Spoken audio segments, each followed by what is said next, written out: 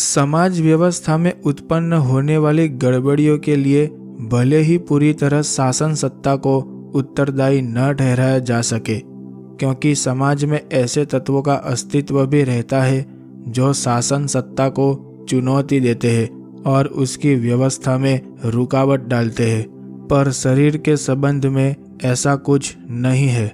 निर्विवाद रूप से इस शरीर का एकमात्र चक्रवर्ती सम्राट मन ही है। एक व्यापक सर्वेक्षण के बाद यह प्रतिपादन किया कि असाध्य समझे जाने वाले अधिकांश रोगों का कारण मनुष्य मन में विद्यमान रहने वाली दुश्चिंताएं, कुंठाएं, उलझने, ग्रंथियां और चिंतन की विकृतियां है। शरीर शास्त्रियों के अनुसार जुकाम के विषाणु होते हैं, पर उनकी प्रकृति अन्य सजातियों से सर्वथा भिन्न होती है।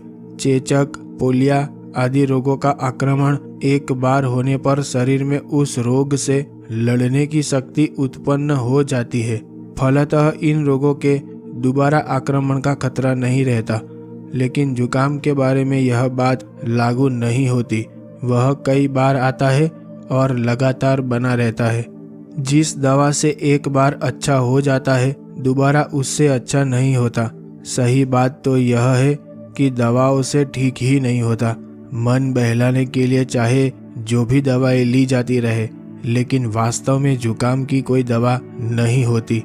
जब मनुष्य थक हार कर निढाल हो जाता है, उसे अपनी असफलताएं निकट दिखाई देने लगती है, तो मन उस लांछन से बचने के लिए जुकाम बना लेता है, ताकि दूसरे उसकी हार का दोष इस आपत्ति के सिर मरते हुए उसे निर्दोष ठहरा सके।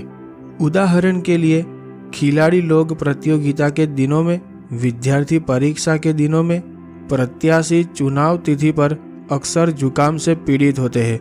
इनमें अधिकांश ऐसे होते हैं जिन्हें अपनी सफलता पर संदेह होता है और हार की कल्पित विभीषिका उनकी मनः चेतना को जुकाम नियंत्रित करने के लिए विवश करती है। हालांकि जुकाम के विषाणु होते हैं, ऐसी बात नहीं है कि वे होते ही नहीं, उनका अस्तित्व होता है। पर शरीर में जिस प्रकार अन्य रोगों को लड़ भगाने की प्रतिरोधी क्षमता होती है, उसी प्रकार जुकाम के रोगाणुओं को मार काट देने की क्षमता रहती है। दूसरे जुकाम के विषाणु इतने कमजोर होते हैं कि वे अन्य रोगों के समान मनुष्य के लिए कष्टकारक नहीं होते। चूहे, बंदर आदि के शरीर में जुकाम के विषाणु प्रविष्ट कराए गए, किंतु उनके शरीर पर इसका कोई प्रभाव नहीं पड़ा। यह मानना भी गलत है कि सर्दी के कारण जुकाम होता है। ध्रुव प्रदेशों में कड़ाके की ठिठुरा और जमा देने वाली शीत पड़ती है, फिर भी यहाँ निवास करने वाले एस्किमो लोग अपनी सारी उम्र उसी शीत में गुजार लेते हैं, पर उन्हें कभी जुकाम नहीं होता। उस क्षेत्र में अन्वेषण के लिए जाने वाले खोजी दलों का यह कथन है कि जब तक वे ध्रुव प्रदेश में रहे, तब तक उन्हें जुकाम नहीं हुआ। इस विषय में किए गए शोध अन्वेषणों का निष्कर्ष यह है कि जुकाम का प्रकोप शीत ऋतु की अपेक्षा गर्मी के दिनों में अधिक होता है। इस सामान्य रोग का उपचार करने के लिए कितनी ही औषधियाँ, चिकित्सा फार्मूले खोज किए गए, पर वे सभी असफल रहे। इसका मात्र एक ही कारण है कि जुकाम दिखने भर में शारीरिक रोग लगता है, पर वस्तुतः यह मनोरोग है। मानसिक कारणों से इस तरह के रोग कैसे प्रकट होते हैं, इस प्रश्न का निश्चित उत्तर डॉक्टरों के पास नहीं है, क्योंकि प्रत्येक व्यक्ति की अलग अलग मनोभूमि होती है। इसलिए सबके संबंध में एक जैसा विवेचन लागू नहीं होता। कई व्यक्ति आए दिन अपमान सहते हैं और उसके इतने अभ्यस्त हो जाते हैं कि उन पर अपमान का कोई प्रभाव नहीं पड़ता। कई व्यक्ति ऐसे भी होते हैं जो साधारण सी बात को बहुत अधिक महत्व देकर तड़प उठते हैं, क्योंकि प्रत्येक व्यक्ति अपनी मनस्थिति के अनुसार एक ही घटना का अलग अलग विवेचन करता है। कौन किस घटना पर कैसी प्रतिक्रिया अनुभव करेगा, इस संबंध में निश्चित रूप से कुछ कहा नहीं जा सकता, क्योंकि किसको कौन सा व्यवहार कितना अप्रिय लगता है, इसका निश्चित मूल्यांकन करने के लिए कोई मापदंड नहीं है। कितने ही व्यक्तियों के सामने हत्या, मारकाट और उत्पीड़न के दृश्य आते रहते हैं। उन पर इनका कोई विशेष प्रभाव नहीं होता, किंतु अनअभ्यस्त और भावुक व्यक्ति पर उन्हीं घटनाओं का ऐसा प्रभाव पड़ता है कि वह किसी भयंकर अवसाद में डूब जाता है अथवा विक्षिप्त हो जाता है। मानसिक संतुलन विपरीत परिस्थितियों के वास्तविक एवं काल्पनिक घटनाओं के सहारे ही चलते हैं।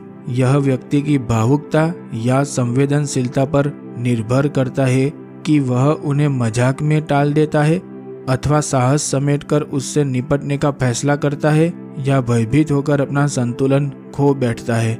यदि व्यक्ति डरपोक प्रकृति का और अति भावुक है तो इसके लिए छोटी घटना भी बहुत बड़ी हो जाती है। नन्ही सी अशुभ कल्पना से भी तिल मिलाकर उद्विग्न हो सकता है।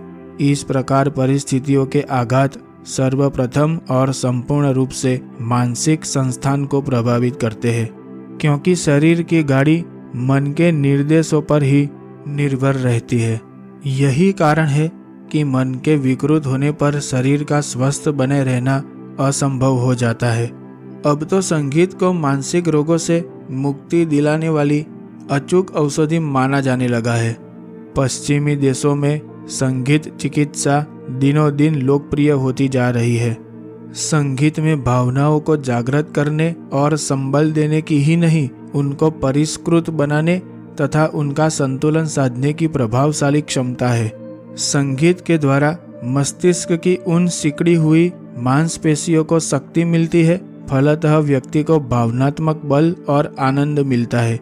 वाद्य यंत्रों के माध्यम से रोगोपचार की यह पद्धति तो कुछ वर्षों पूर्व ही आविष्कृत की गई है।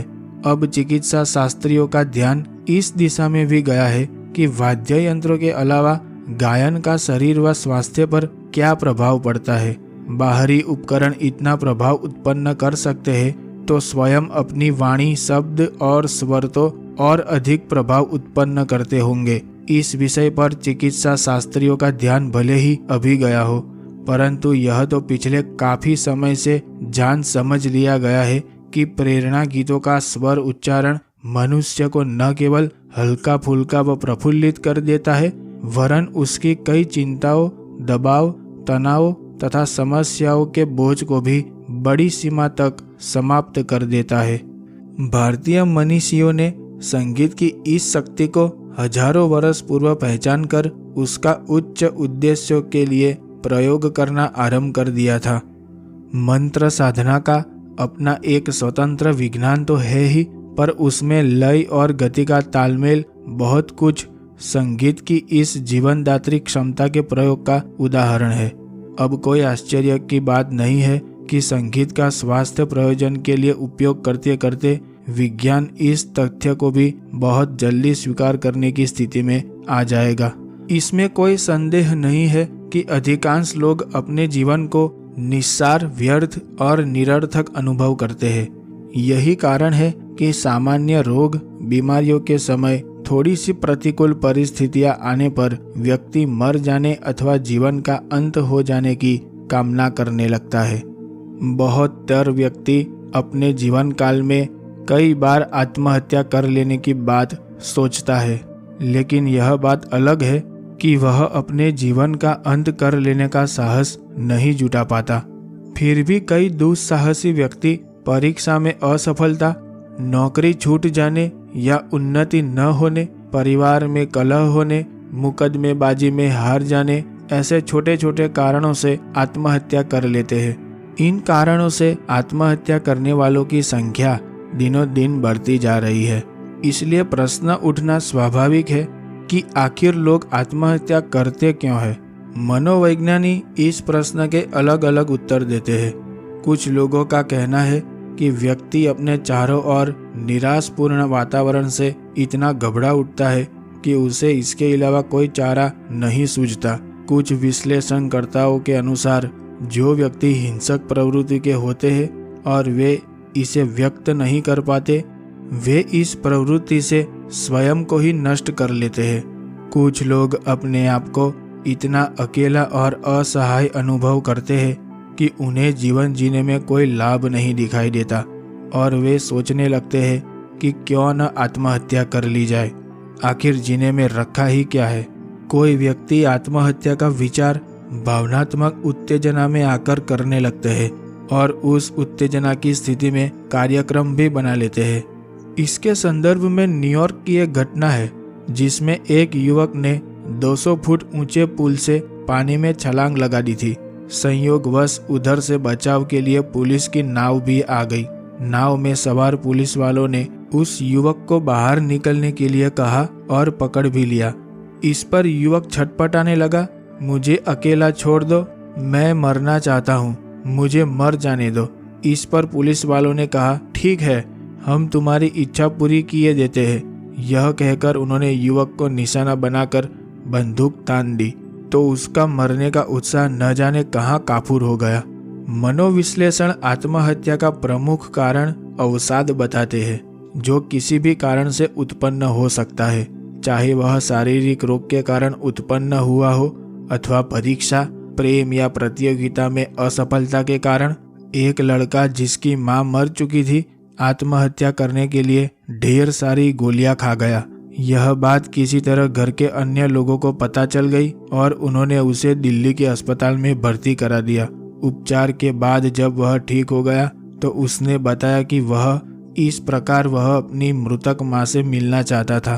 आत्महत्या के पीछे प्रतिशोध की भावना भी देखी जाती है। परिवार का कोई सदस्य अपने परिवार के अन्य सदस्यों को सबक सिखाने के लिए भी आत्महत्या कर लेता है।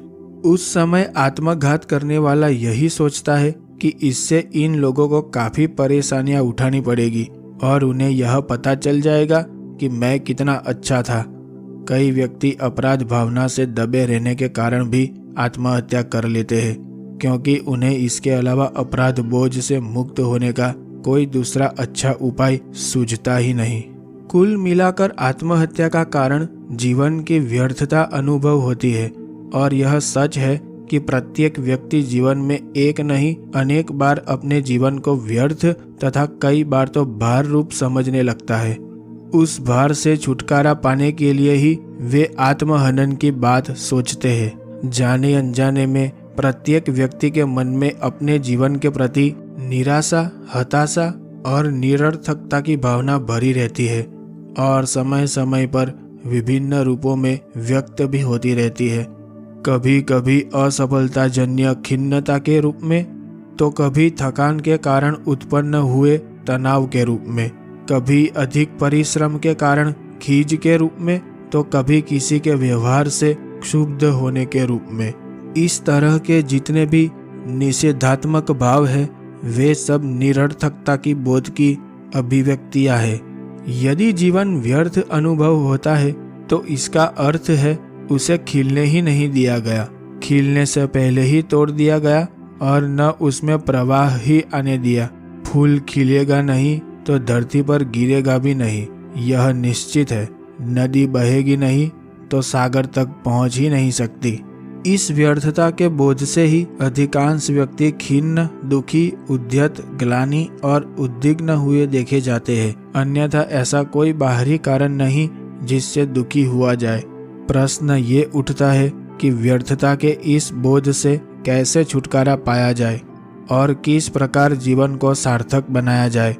तो उसका उत्तर स्पष्ट दिखाई पड़ता है कि अब तक जिन बातों में जीवन की सार्थकता खोजी गई है वे व्यर्थ और भ्रामित ही सिद्ध हुई है। किन्हीं किन्हीं ने धन में जीवन को सार्थकता खोजी, किंतु धनवान व्यक्ति भी आत्महत्या करते स्पष्ट रूप से देखे गए हैं। यश, ख्याति और प्रसिद्धि प्राप्त कर अनेकों ने अपने जीवन को सफल बनाने का प्रयत्न किया है। उन प्रयासों के सफल होने पर भी आत्मसंतोष नहीं मिलता ऐसा दिखाई देता है। कोई सोचते हैं कि विद्वता, पांडित्य और ज्ञान संपादन से जीवन सार्थक होता है, किंतु बड़े बड़े विद्वान, पंडित और ज्ञानी विज्ञानी भी आत्महत्या करते देखे गए हैं। इस तरह की सभी सफलताएं सार्थकता का भ्रम तो उत्पन्न करती है पर जीवन को सार्थक नहीं बनाती। यदि इनसे जीवन की सार्थकता सिद्ध होती तो बड़े बड़े धनवानों, वैभव संपन्नों, ख्याति प्राप्त व्यक्तियों, बड़े बड़े नेताओं, पंडितों और विद्वानों को कभी भी हताश, निराश और दुखी नहीं देखा जा सकता था।